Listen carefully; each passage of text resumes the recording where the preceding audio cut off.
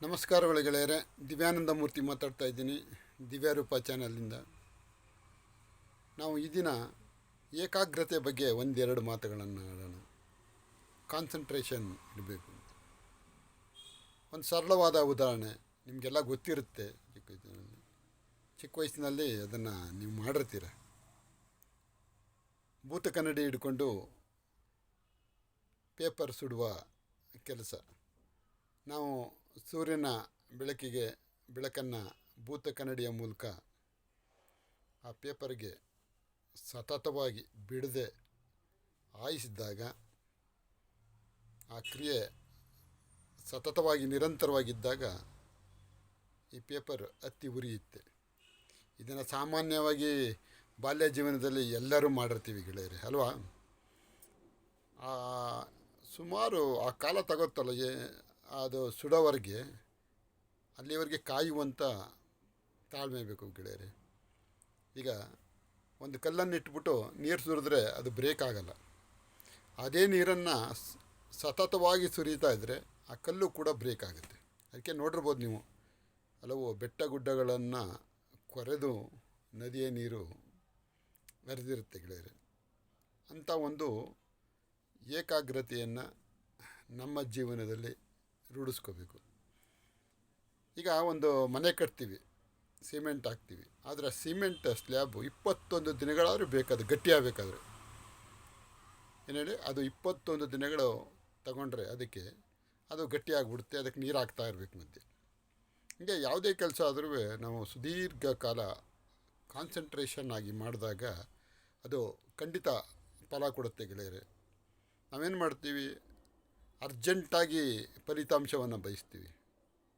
ಅದು ಸಾಧ್ಯ ಆಗಲ್ಲ. ನಾವು ಸ್ವಲ್ಪ ತಾಳ್ಮೆಯಿಂದ ಕಾದರೆ, ಏಕಾಗ್ರತೆ ಇದ್ದರೆ, ನಾವು ಮಾಡುವ ಕೆಲಸದಲ್ಲಿ ಏಕಾಗ್ರತೆ ಇದ್ದಾಗ ಮಾತ್ರ ಆ ಕೆಲಸ ಸಕ್ಸಸ್ ಆಗುತ್ತೆ. ಅದಕ್ಕೆ ಮೆಡಿಟೇಷನ್ ಹೇಳ್ತಾರೆ. ಈ ಮಂತ್ರಗಳು 4 ದಿನ ಮಾಡಿದಾಗ ನಾವು ಯಾವುದೇ ಮಂತ್ರಗಳನ್ನ ರಿಪೀಟ್ ಮಾಡ್ತಾಯಿದ್ರೆ ಅದು ನಿಧಾನಕ್ಕೆ ನಮ್ಮ ಮನಸ್ಸು ಒಂದು ತಹಬದಿಗೆ ಬರೋಕ್ಕೆ ಶುರುವಾಗುತ್ತೆ. ಅದನ್ನ ಪ್ರಯತ್ನಿಸಿ ನೋಡಿ. ಸತತವಾಗಿ ಮಾಡಬೇಕು. ಕೆಲವು ದಿನಕ್ಕೆ ಆಗಲ್ಲ, ಒಂದು 4-6 ದಿನ ಆದಮೇಲೆ ಲಕ್ಷಣ ಕಾಣಿಸುತ್ತೆ.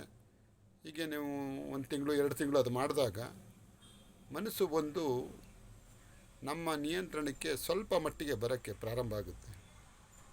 ನಾವು ಯಾವಾಗ ನಮ್ಮ ಏಕಾಗ್ರತೆಯ ಪ್ರಮಾಣವನ್ನು ಹೆಚ್ಚಿಸ್ಕೋತೀವೋ ಅಷ್ಟು ಮಟ್ಟಿಗೆ ನಮ್ಮ ಯಶಸ್ಸು ಖಂಡಿತ ಸಿಗುತ್ತೆ.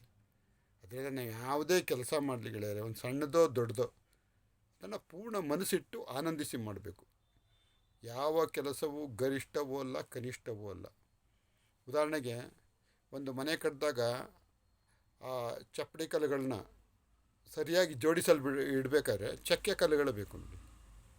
ಅಂದರೆ ದೊಡ್ಡವರು ದೊಡ್ಡ ಸ್ಥಾನದಲ್ಲಿರಬೇಕಾದ್ರೆ ಚಿಕ್ಕವರು ಬೇಕೇ ಬೇಕಾಗುತ್ತೆ. ಹಾಗೆ ದೊಡ್ಡ ಕೆಲಸ ಸಣ್ಣ ಕೆಲಸ ಅಂತಿಲ್ಲ, ಮಾಡೋ ಕೆಲಸದಲ್ಲಿ ಏಕಾಗ್ರತೆ ತಾಳ್ಮೆ ಇದ್ದಾಗ ಯಾವ ಕೆಲಸನಾದರೂ ಸಕ್ಸಸ್ ಆಗುತ್ತೆ. ಅದಕ್ಕೆ ನಾವು ಯಾವ ಕೆಲಸ ಮಾಡಲಿ ಇನ್ನು ಮುಂದೆ ಸ್ವಲ್ಪ ಮನಸ್ಸಿಟ್ಟು ಮಾಡೋಣ. ಆ ಮನಸ್ಸಿಟ್ಟು ಮಾಡುವ ಕೆಲಸ ನಮಗೆ ಫಲಿತಾಂಶ ತಂದುಕೊಡುತ್ತೆ ಅಂತ ನಂಬಿಕೆಯಿಂದ ಇಡೋಣ. ಆ ನಮ್ಮ ನಂಬಿಕೆ ಯಾವತ್ತೂ ಹುಸಿಯಾಗಲ್ಲ. ನಮ್ಮ ತಾಳ್ಮೆಗೆ ಒಂದು ಬೆಲೆ ಖಂಡಿತ ಇದೆ. ತಾಳ್ಮೆ ಕಹಿಯಾದರೂ ಅದರ ಫಲ ಜಾಸ್ತಿ. Patience is bitter but its fruits are sweet ಅಂತ ಹೇಳ್ತಾರೆ. ತಾಳಿದವನು ಬಾಳಿಯಾನ ಅನ್ನೋ ಮಾತು ಜನಜನಿತವಾಗಿದೆ. ನೀವು ತಾಳ್ಮೆಯಿಂದ ಏಕಾಗ್ರತೆಯಿಂದ ನಮ್ಮ ಜೀವನದ ಹಾದಿಯಲ್ಲಿ ಬರುವ ಕೆಲಸಗಳನ್ನು ಮಾಡೋಣ.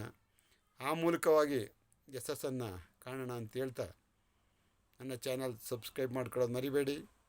ಸ್ನೇಹಿತರಿಗೆ ದಯವಿಟ್ಟು ಅದನ್ನು ಲಿಂಕ್ ಶೇರ್ ಮಾಡಿ, ಹೆಚ್ಚು ಸಬ್ಸ್ಕ್ರೈಬ್ ಆಗುವಂತೆ ಮಾಡಿ ಅಂತ ಹೇಳ್ತಾ, ನಾನು ನಿಮಗೆ ಮತ್ತೊಮ್ಮೆ ನನ್ನ ನಮಸ್ಕಾರಗಳನ್ನ ತಿಳಿಸ್ತಾ ಇದ್ದೀನಿ.